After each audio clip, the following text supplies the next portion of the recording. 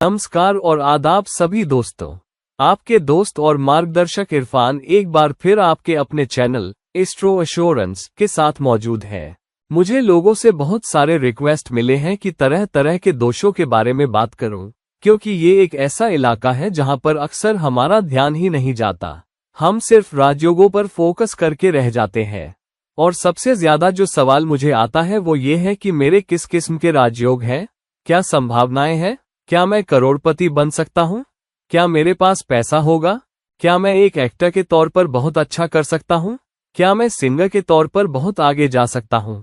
और इसी तरह के सवाल आते रहते हैं।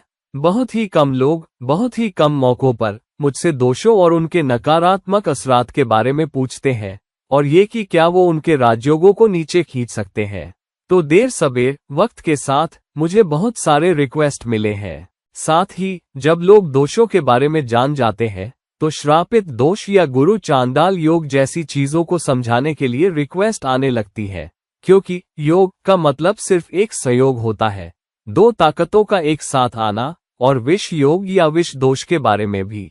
सो मैंने सोचा कि मुझे भी दोषों से जुड़ी जानकारी देनी चाहिए, और इसीलिए मैंने पहले ही एक वीडियो पोस्ट कर दिया है कि श्रापित दोष क्या होता है, जो राहु और शनि का मिलन है, और ये इंसान की जिंदगी और उसके शख्सियत पर क्या असर डालता है। आज मैं एक और बहुत ही खतरनाक, बहुत ही नकारात्मक और बहुत ही नीचे खींचने वाले दोष के बारे में बात करना चाहता हूं, और वो है विष दोष या विष योग। अगर आप इसे ऐसे कह सकते हैं, क्योंकि ये एक योग है ही। योग का मतलब होता है दो खगोलीय पिंडों या खगोलीय ताकतों का एक साथ आना। तो विष योग कुछ और नहीं बल्कि शनि और चंद्रमा की ताकतों का एक साथ आना है। तो विष योग खुद को पूरी ताकत से कब जाहिर करता है? विष योग की सबसे ताकतवर मौजूदगी तब होती है जब शनि और चंद्रमा एक ही घर या राशि में संयोग में होते हैं या टाइट कंजंक्शन में होते हैं। तो हालांकि दृष्टि, चंद्रमा और शनि एक दूसरे पर दृष्टि डाल रहे हों, भी काफी हद तक विष योग दे देती है। लेकिन विष योग या विष दोष की सबसे मजबूत मौजूदगी तब होती है जब वो उनके डिग्री में सिर्फ कुछ ही डिग्री का फर्क हो और वो एक ही राशि या घर में स्थित हो। ये मायने नहीं रखता कि वो एक ही राशि या घर में है या नहीं। अगर शनि मान लीजिए चौथे घर में 29 डिग्री पर है और चंद्रमा 5वें घर में 2 या 3 या 4 डिग्री पर है, तब भी विष योग काम कर रहा है। हाँ, ये मौजूद है क्योंकि वहां कोई सीमाएं नहीं होती। चौथे और 5वें घर के बीच अंतरिक्ष में कोई दीवारें नहीं होती। और अगर चंद्रमा और शनि अलग अलग राशियों में भी हो, तब भी विष योग बनता है। जो जंजीर है वो अब भी बहुत मजबूत है, अगर डिग्रियों का फर्क कुछ डिग्री ही है। तो अगर चंद्रमा और शनि के बीच डिग्री का फर्क 10 डिग्री से कम है और वास्तव में 7 डिग्री से भी कम है, तो विष योग बहुत बहुत मजबूत हो जाता है। अब विष योग को विष योग क्यों कहते हैं? सबसे पहले हमें ये समझना होगा कि चंद्रमा और शनि के रिश्ते के पहलू क्या है। हम सब समुद्र मंथन की कहानी जानते हैं और चंद्रमा के बारे में, जिसने स्वरभानु को पहचान लिया था, और फिर विष्णु ने आकर उसका सिर काट दिया, और स्वरभानु राहु और केतु बन गया, और फिर देवता एक खेमा बन गए और दानव दूसरा खेमा बन गए। और दानव मिसाल के तौर पर चंद्रमा के और दूसरे देवता ग्रहों के जबरदस्त दुश्मन बन गए। और चंद्रमा एक मजबूत देवता ताकत को रिप्रेजेंट करता है, जबकि शनि एक बहुत ही मजबूत दानव या दैत्य ताकत को रिप्रेजेंट करता है। तो जाहिर है शनि और चंद्रमा के रिश्ते में चुनौतियां तो हैं ही। दूसरी वजह जिसकी वजह से शनि और चंद्रमा के एक साथ आने को विष योग या जहरीला योग कहा जाता है, क्योंकि विष का संस्कृत में मतलब जहर ही होता है, वो ये है कि शनि की काबिलियत चंद्रमा को नकारात्मक तरीके से प्रभावित करने की होती है। अब शनि चंद्रमा को किस तरह प्रभावित करता है? पहली बात, चंद्रमा दिमाग भी है और दिल भी। चंद्रमा दिमाग और दिल दोनों क्यों है? चंद्रमा को शास्त्रों में मन कहा गया है। ये आपको सोचने की काबिलियत देता है। ये दिल को भी जाहिर करता है, खासकर सूरज के साथ, क्योंकि चंद्रमा चौथे घर का स्वामी होता है, और चौथा घर सीने के इलाके का घर होता है, और दिल सीने के खोल में होता है, और इसीलिए चंद्रमा दिल को भी रिप्रेजेंट करता है। तो एक ग्रह, एक ग्रहीय ताकत जो दिमाग और दिल दोनों को रिप्रेजेंट करती है, इंसान के लिए बेहद अहम होती है। किसी इंसान की जिंदगी पर दिल और दिमाग दोनों पर असर का मतलब है कि उसकी जिंदगी का बड़ा हिस्सा या लगभग पूरा हिस्सा एक नकारात्मक या पापी हस्ती के असर के तले आ जाता है। और शनि सबसे पापी हस्तियों में से एक है, खासकर शुभ ग्रहों के लिए, देवता खेमे के लिए। अब शनि के चंद्रमा को प्रभावित करने का क्या नतीजा होता है? जैसा कि हम जानते हैं, शनि एक ऐसी ताकत है जो उस ग्रह की ताकत को पूरी तरह चूस लेती है जिसके साथ वो स्थित होता है। शनि एक शुभ ग्रह के शुभ नतीजे देने की रफ्तार को धीमा कर देता है। चंद्रमा एक बहुत मजबूत शुभ ग्रह है। ये आपको क्रिएटिव सोचने की इजाजत देता है। ये आपको हमदर्दी और देखभाल के साथ सोचने की इजाजत देता है। चंद्रमा एक ऐसा ग्रह है जो आपको ये काबिलियत देता है कि आप दूसरे इंसान के इमोशन को महसूस कर सकें, उसके नजरिए को समझ सकें, उसके सोचने के तरीके को समझ सकें और उस दर्द को समझ सकें जो शायद उस इंसान को हो रहा हो या ना हो रहा हो, उस गम को जो उस इंसान को हो रहा हो, उस सदमे को जिससे वो गुजर रहा हो, या उस खुशी या उत्साह को जिससे वो गुजर रहा हो। तो चंद्रमा इमोशन को समझता है। चंद्रमा इंसानी जज्बात और इंसानी शख्सियत के नर्म पहलुओं को समझता है।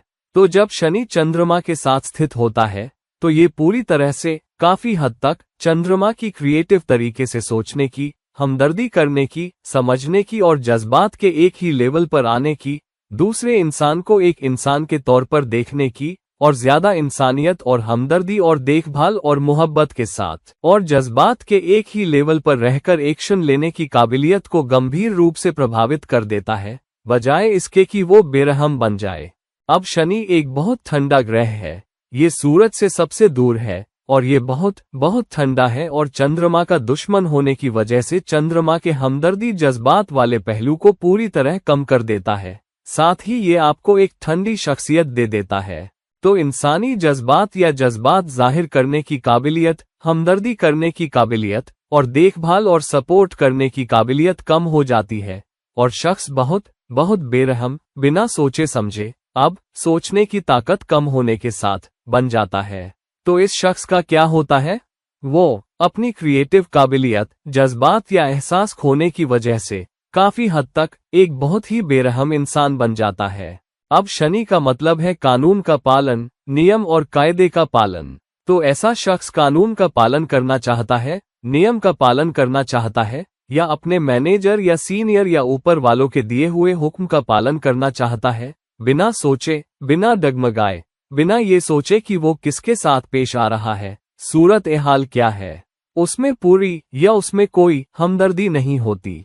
तो मिसाल के तौर पर, अगर वो एक पुलिस वाला है और उसे औरतों और बच्चों और बूढ़े लोगों से पेश आना है, तो वो कोई हमदर्दी नहीं दिखाता, कोई जज्बात नहीं दिखाता और वो उनके साथ वैसा ही पेश आएगा जैसा वो गुंडों या बदमाशों के साथ पेश आता, क्योंकि उसके लिए ये लोग वो हैं जिन्होंने कानून का पालन नहीं किया है और उसे उन्हें सजा देनी है। इसलिए नहीं कि वो एक सोचने समझने वाला इंसान है, बल्कि इसलिए क्योंकि उसे अपने मैनेजरों के हुक्म का पालन करना है, जो खुद भी बेरहम हो सकते हैं। तो ऐसा शख्स, ऐसा पुलिस वाला या ऐसा मैनेजर, ऐसा लीडर अपने लोगों के साथ बेरहमी से पेश आएगा। ऐसा इंसान अपने परिवार और बच्चों के साथ बेरहमी से पेश आएगा, बिना हमदर्दी के, बिना देखभाल के, बिना सपोर्ट के। तो अगर ऐसा शख्स जिसकी कुंडली में विष योग है, किसी रिश्ते में है, तो वो अपने पार्टनर के जज्बात के साथ हमदर्दी नहीं कर पाएगा। वो उन जज्बात को, उस दर्द और सदमे को या उस खुशी को भी नहीं समझ पाएगा जो दूसरा इंसान महसूस कर रहा है। वो न तो खुशी से और न ही गम से जुड़ पाता है। पार्टनर सोचता है, ये शख्स परवाह नहीं करता, ये शख्स मुझे नहीं समझता, ये नहीं समझता कि मैं किन जज्बात से गुजर रहा हूँ, न मेरी खुशी और न मेरा गम। ये तो एक रोबोट की तरह है जो बिना सोचे सिर्फ काम करना चाहता है और जब कभी सोचता भी है तो बेरहमी के इरादे से सोचता है। ऐसे शख्स के बच्चे, जिसकी कुंडली में विष योग है, महसूस करते हैं कि बाप उनसे मोहब्बत नहीं करता। उसके ज्यादातर एक्शन उन्हें डिसिप्लिन करने पर, उनसे नियम और कायदे मनवाने पर होते हैं।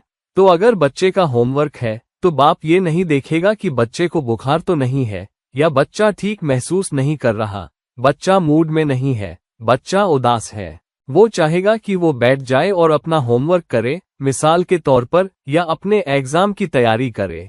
तो हमदर्दी वाला हिस्सा, जज्बाती हिस्सा कम हो जाता है। ऐसा मैनेजर अपने किसी साथी या उस शख्स के साथ जो उसे रिपोर्ट करता है, हमदर्दी नहीं कर पाएगा जब वो कहेगा कि मुझे जाना है क्योंकि मेरे बच्चे का जन्मदिन है, या मेरी एनिवर्सरी है, या मैं छुट्टी पर जा रहा हूँ, मुझे लीव दीजिए, या घर पर कोई बीमार है। मैनेजर कोशिश करेगा और आप जानते हैं उस शख्स को काम पर आने के लिए मजबूर करेगा, क्योंकि मैनेजर अपने जज्बात और सपोर्ट और देखभाल को इंसानियत और रहमदिली के लेवल पर नहीं ला पाता। तो अगर वो थोड़ा समझ भी पाता है या थोड़ा दिखा भी पाता है तो वो तर्क करने लगेगा। वो कहेगा, ठीक है, तो क्या हुआ अगर कोई बीमार है, लेकिन ये काम तो होना ही है, हमने एक कमिटमेंट दे दी है। तो ये शख्स चाहेगा कि एम्प्लॉय नियम और कायदे और हिदायतों का पालन करे, बजाय इसके कि घर की किसी इमरजेंसी का ख्याल रखा जाए। और इसीलिए ऐसे लोग अपनी बेरहमी के साथ जिंदगी में शायद बहुत ऊंचे न उठ पाएं, लेकिन रिश्तों के मोर्चे पर वो जरूर पिछड़ सकते हैं। अगर वो जिंदगी में ऊंचे उठ भी जाते हैं तो सिर्फ इसलिए क्योंकि उनके मैनेजर उन्हें पसंद कर सकते हैं, क्योंकि वो बिल्कुल एक रोबोट की तरह बिना सोचे हुक्म मानते हैं। लेकिन कई बार ऐसा होता है कि ये शख्स क्रिएटिव तरीके से सोच नहीं पाता, और कई बार वो हमदर्दी नहीं कर पाता जैसा मैनेजर और सीनियर की जरूरत होती है और चाह होती है। तो ये शख्स हिदायत सिर्फ इतनी ही मानेगा, लेकिन कोई क्रिएटिव इरादा या प्रेजेंटेशन को पॉलिश करना या उस डेटा में अपनी तरफ से कुछ और जोड़ना नहीं कर पाएगा जो मैनेजर चाहता है।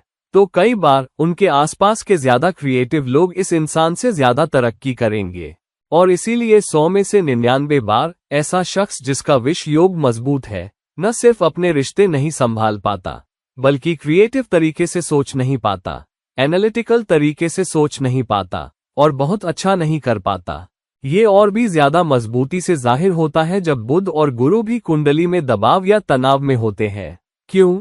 क्योंकि बुध आपको चीजों को एनालाइज करने की काबिलियत देता है, गुरु आपको सूरत ए हाल को समझने की और फिर एक्शन लेने की हिकमत देता है। हालांकि हमदर्दी के बिना हिकमत या देखभाल और सपोर्ट और इंसानी जज्बात के बिना एनालिटिकल काबिलियत सिर्फ इतनी ही ताकत रखती है। और इसीलिए ऐसे लोग जिनका बुध या गुरु अच्छा भी हो, बहुत ही कम अच्छा कर पाते हैं अगर उनका विष योग है। शनि और चंद्रमा के बीच का विष योग असल में राहु और शनि के श्रापित दोष या राहु और चंद्रमा के योग से भी ज्यादा खतरनाक है। क्यों? क्योंकि जब राहु और चंद्रमा की ताकतें बढ़ जाती है तो चंद्रमा बहुत तेजी से काम करता है, शायद गैर नैतिक काम करने के लिए, शायद कानून को मोड़ने के लिए, शायद अपने लालच के लिए, लेकिन कम से कम दिमाग तो बहुत तेज होता है। अगर गुरु की दृष्टि हो, राहु और चंद्रमा के सहयोग पर गुरु की 7वीं दृष्टि, तो सूरत ए हाल को संभाला जा सकता है। दूसरी तरफ विष योग में अगर गुरु शनि और चंद्रमा पर दृष्टि भी डाल रहा हो तो शनि, राहु और चंद्रमा के मुकाबले राहु की 7वीं दृष्टि मजबूत नहीं होती। इसलिए जब गुरु राहु पर 7वीं दृष्टि डालता है तो राहु वापस गुरु पर दृष्टि नहीं डाल सकता। हालांकि शनि की 7वीं दृष्टि मजबूत होती है, इसलिए ये गुरु की शनि की पापी ताकतों को कम करने की काबिलियत को भी कम कर देता है। इसीलिए विष योग एक ज्यादा खतरनाक योग या संयोग है, क्योंकि विष योग को पार करने की काबिलियत आपके पास मौजूद दूसरी ग्रहीय ताकतों के बावजूद मजबूत नहीं होती। तो विष योग को संभाल पाना एक चुनौती है। ऐसा शख्स अगर वो बच्चा है तो वो मसलों को सुलझा नहीं पाएगा या क्रिएटिव तरीके से या जज्बाती चुनौतियों से नहीं निपट पाएगा। वो स्कूल में बदमाश हो सकता है क्योंकि वो बेरहम है। अगर कोई उसे परेशान करता है तो वो उसे वापस जवाब दे सकता है, वो उस शख्स की पिटाई कर सकता है, वो उस शख्स को गाली दे सकता है क्योंकि उसका दिमाग सही तरीके से नहीं सोच रहा, दिमाग हमदर्दी के साथ सोच नहीं पा रहा। तो बच्चा, ऐसा बच्चा बेरहम हो सकता है, वो बदमाश हो सकता है, वो आक्रामक हो सकता है, और वो जिसकी लाठी उसकी भैंस वाले इरादे के साथ बड़ा हो सकता है। क्योंकि शनि, खासकर अगर शनि और चंद्रमा किसी अशुभ राशि में हो, बजाय इसके कि वो शनि की राशि मकर या कुंभ में हो या उसकी उच्च राशि तुला में हो, अगर विष योग सिंह में बनता है या विष योग मिसाल के तौर पर मेष में बनता है जहां शनि नीच का होता है, या विष योग धनु या मीन में बनता है, तो क्योंकि शनि इन राशियों के लिए पापी है तो विष योग और भी ज्यादा मजबूत और ताकतवर हो जाता है नकारात्मक नतीजे देने के लिए। तो हमेशा एक चुनौती बनी रहती है। अब एक ऐसी सूरत में भी जहां वृषभ लग्न वाले जातक के लिए चंद्रमा लग्न में ही उच्च का हो जाता है और शनि 9वें और 10वें घर का स्वामी है और लग्न में स्थित है, मिसाल के तौर पर विष योग में।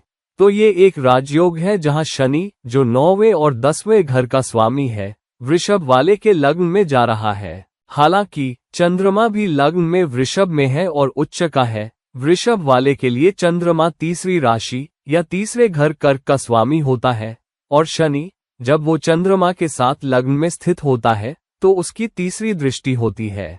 तो शनि कर्क राशि पर दृष्टि डालता है, और न सिर्फ चंद्रमा की ताकत को जब वो उसके साथ स्थित है, बल्कि कर्क राशि की ताकत को भी पूरी तरह कम कर देता है, क्योंकि लग्न में वृषभ से शनि की तीसरी दृष्टि कर्क पर होती है, जो तीसरा घर है।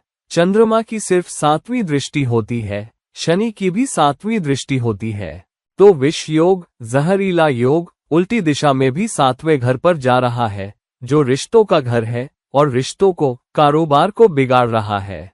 फिर शनि की 10वीं दृष्टि भी होती है, तो विष योग काम को भी प्रभावित कर रहा है। तो ये लग्न की एक मिसाल है, लेकिन विष योग चाहे जिस घर में हो, वो हमेशा कोशिश के तीसरे घर को प्रभावित करेगा। उससे तीसरे घर के लिए जरूरी कोशिश कम हो जाती है।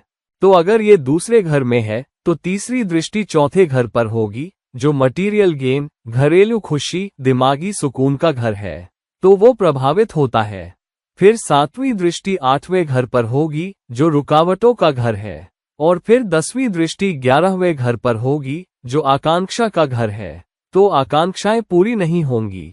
तो विष योग चाहे जहां स्थित हो, एक बहुत ही नकारात्मक ताकत है जो घर के तरह तरह के इलाकों को बहुत बहुत मजबूती और नकारात्मक तरीके से प्रभावित करती है। साथ ही कारक शनि 6ठे, 8वें और 12वें घर का कारक होता है, तो नकारात्मक ताकतें मजबूती से जाहिर होती है। चंद्रमा में इन चुनौतियों से निकलने के लिए हमदर्दी या क्रिएटिव तरीके से सोचने की ताकत नहीं होती। जब शनि और चंद्रमा विष योग में संयोग में होते हैं, शनि 6ठे घर का कारक होने के नाते दिमाग इतना क्रिएटिव नहीं होता या उसमें लगन के साथ बीमारियों पर काबू पाने की हमदर्दी या ताकत नहीं होती, और ऐसे शख्स को जज्बाती नजरिए से दिक्कत हो सकती है, क्योंकि 6ठा घर बीमारी का घर है और विष योग का मतलब है चंद्रमा दबाव में है, तो दिमाग तनाव में है और बीमारी ट्रिगर हो जाती है। तो ऐसे लोगों को दिमागी चुनौतियां हो सकती हैं, उन्हें मेंटल ब्रेकडाउन हो सकता है, उन्हें डिप्रेशन के गंभीर केस हो सकते हैं, और दूसरे लोगों के मुकाबले उन्हें दिमाग की ज्यादा मुश्किलें हो सकती हैं। ऐसे शख्स के लिए अचानक रुकावटें भी आ सकती हैं, और ऐसे लोगों को कानून के साथ भी दिक्कत हो सकती है। एक तरफ क्योंकि वो बेरहम होते हैं, वो हमदर्दी के साथ सोच नहीं पाते और वो कानून तोड़ सकते हैं, खासकर अगर शनि चंद्रमा के साथ किसी अशुभ राशि में हो, और वो मुसीबत को न्योता दे सकते हैं या अधिकारियों और कानूनी एजेंसियों के गुस्से का शिकार हो सकते हैं। इसीलिए विष योग सचमुच एक चुनौती है। विष योग किसी ऐसे शख्स के लिए जो कंपनी चला रहा है या कारोबार चला रहा है, एक ऐसी मुसीबत हो सकती है जहां उन्हें रेगुलरली पार्टनरों के साथ दिक्कतें आती रहें। वो हमेशा इसी इरादे से रह सकते हैं, आप जानते हैं, कि रिश्ते से ज्यादा निकालना है, बिना पार्टनरशिप के लिए हमदर्दी रखे। वो पार्टनर के बारे में नहीं सोचेंगे, वो सिर्फ अपने लिए सोचेंगे। और अगर पार्टनर को घर पर कोई मुसीबत है और उसे इस महीने कुछ ज्यादा पैसे चाहिए जो वो बाद में बना सकता है, तो विष योग वाला ये शख्स कह सकता है, नहीं नहीं नहीं, हम एक बराबर रिश्ते में हैं, 50-50% प्रॉफिट, तुम 50% लो। अगर तुम्हें इस महीने दिक्कत है भी, तो भी मैं तुम्हारी मदद नहीं कर सकता, मैं अपने 50% चाहता हूँ। तुम अपनी मुसीबत बाहर अपने तरीके से सुलझाओ, मैं तुम्हारी मदद नहीं कर सकता। तो रिश्ता खराब हो जाता है, चाहे कारोबार में ही क्यों ना हो, और क्रिएटिविटी नहीं रहती। तो बहुत से लोग ऐसे लोगों के साथ पार्टनरशिप में नहीं आना चाहेंगे, क्योंकि वो देख सकते हैं कि इस शख्स में पार्टनरशिप के लिए कोई हमदर्दी नहीं है। ये नहीं समझता कि रिश्ते में संतुलन के साथ कारोबार को कैसे चलाना है। और इसीलिए विष योग चाहे रिश्तों के लिए हो, चाहे एक एम्प्लॉय के तौर पर हो, चाहे बॉस के तौर पर हो, चाहे पार्टनरशिप में हो, या चाहे एक पेरेंट के तौर पर हो, हर तरफ नुकसानदेह असर डालता है। अब ये तो थे नकारात्मक असरात। हम विष योग पर काबू कैसे पाएं? एक नकारात्मक संयोग पर काबू पाने का सबसे अच्छा तरीका यह है कि ज्यादा शुभ ग्रह की ताकत बढ़ाई जाए और पापी ग्रह की ताकत कम की जाए। तो आप चंद्रमा की ताकत कैसे बढ़ाएं?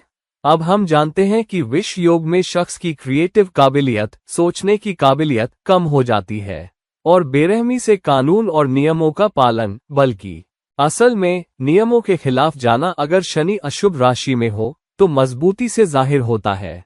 तो क्या करना चाहिए अगर किसी का विष योग हो? क्रिएटिव साइड पर काम करना चाहिए। सबसे पहले ऐसे करियर या काम के मैदान में न जाएं जिसमें स्ट्रक्चर और ऑर्डर की जरूरत हो। कुछ ऐसा करें जो ज्यादा क्रिएटिव हो, जहां आपको एक ही चीज अपने डेस्क पर बैठकर दिन ब दिन करने की जरूरत न पड़े।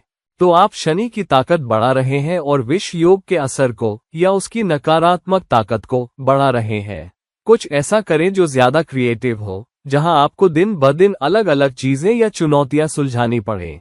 अगर आपका काम ऐसा भी है जो आपको बार बार एक ही चीज करनी है, तो एक ऐसी हॉबी डेवलप करें जो ज्यादा क्रिएटिव हो। गाना सीखें, डांस सीखें, कुछ लिखें, ज्यादा क्रिएटिव बने। बूढ़ों के घर जाकर वक्त गुजारें जहां मात्र तुल्य शख्सियतें हों, क्योंकि चंद्रमा माँ को भी दर्शाता है, और उनके साथ वक्त बिताएं और हमदर्दी वाले हिस्से को और मजबूत करें।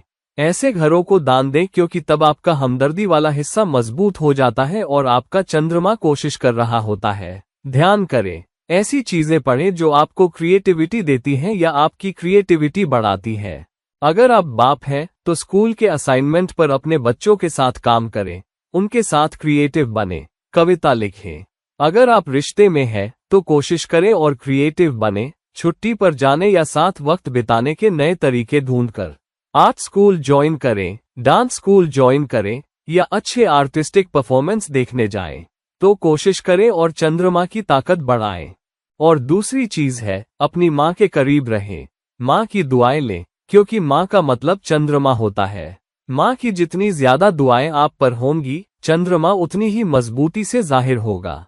अगर और कुछ नहीं, अगर चंद्रमा मजबूत है, माँ की दुआएं आप पर है, तो आपकी विष योग की 60 से 70% चुनौतियां दूर हो सकती है। हालांकि आपको बाकी 30 से 40% पर चंद्रमा की ताकत बढ़ाने के लिए काम करना पड़ेगा। जितना ज्यादा आप क्रिएटिव साइड पर काम करेंगे, जितना ज्यादा क्रिएटिव काम करेंगे, बजाय उसके जिसमें स्ट्रक्चर और ऑर्डर फॉलो करना पड़े, उतना बेहतर आप विष योग को हैंडल कर पाएंगे। दूसरी करने वाली चीज है उन सूरतों को हैंडल करना। दूसरे शख्स को हमदर्दी या नर्म सूरतों को संभालने दें, बजाय खुद के। तो मिसाल के तौर पर, अगर आप बाप हैं, तो जब कभी बच्चों को डिसिप्लिन करने का मसला आए, अपनी पत्नी को, अगर उसकी कुंडली में विष योग नहीं है, इसे डील करने दें। अगर आप औरत हैं, तो अपने पति को अपने बच्चों के साथ डिसिप्लिन की चुनौतियों को डील करने दें, या अगर वो हिदायत नहीं मान रहे, बजाय इसके कि आप खुद इसमें उतरें, क्योंकि आप सूरत में जितनी हमदर्दी की जरूरत है उतने के साथ स्थिति को हैंडल नहीं कर पाएंगे, जितना कोई शख्स कर सकता है जिसका विष योग नहीं है। अगर आप मैनेजर हैं, तो अपने ऑर्गेनाइजेशन के HR लोगों के साथ डील करें या काम करें ताकि आप वो फैसला न लें जो आपके और आपके साथियों या जो लोग आपको रिपोर्ट करते हैं उनके रिश्ते को खराब कर दे, और आखिर में प्रोजेक्ट खराब हो जाए, रिश्ता खराब हो जाए, और लोग वापस आकर आपकी शिकायत अपने सीनियर से करें। काम के मैदान में सबसे बड़ी चीज है नकारात्मक रिश्ते या वो जहरीले और दुश्मनाना रिश्ते जो वो अपनी जानकारी के बिना बना लेते हैं और लोग उनके साथ नहीं होते। और कई बार ऐसे लोग नहीं जान पाते कि उन्हें प्रमोशन क्यों नहीं मिल रहा, वो आगे क्यों नहीं बढ़ पा रहे, या उन्हें गेन क्यों नहीं हो रहे, या पैसा क्यों नहीं बना पा रहे, या ऊंचे क्यों नहीं उठ पा रहे। सबसे बड़ी चुनौती शनि की नकारात्मक ताकत की वजह से होती है जो नीचे खींचती है, हमदर्दी नहीं रखती, इंसानों के साथ बेहतर पेश आने, बेहतर और फलदार रिश्ते बनाने के लिए नेकी और इंसानियत नहीं रखती। तो दोस्तों, ये थी मेरी तहकीकात विष योग के बारे में। प्लीज इस वीडियो को लाइक करें, प्लीज इस वीडियो को शेयर करें ताकि दूसरे लोग भी जान सकें कि इस नकारात्मक ताकत को कैसे हैंडल करना है अगर ये उनकी कुंडली में है या किसी करीबी या प्यारे की कुंडली में है। और प्लीज मेरे चैनल को सब्सक्राइब करें और प्लीज मुझसे संपर्क करें अगर आप मेरे पास कंसल्टेशन के लिए आना चाहते हैं, और आपको मेरे कोऑर्डिनेट्स नीचे दिए गए लिंक्स पर मिल जाएंगे। और जब तक हम किसी और वक्त मिलते हैं, ये हैं आपके दोस्त और मार्गदर्शक इरफान, साइनिंग ऑफ। चाओ।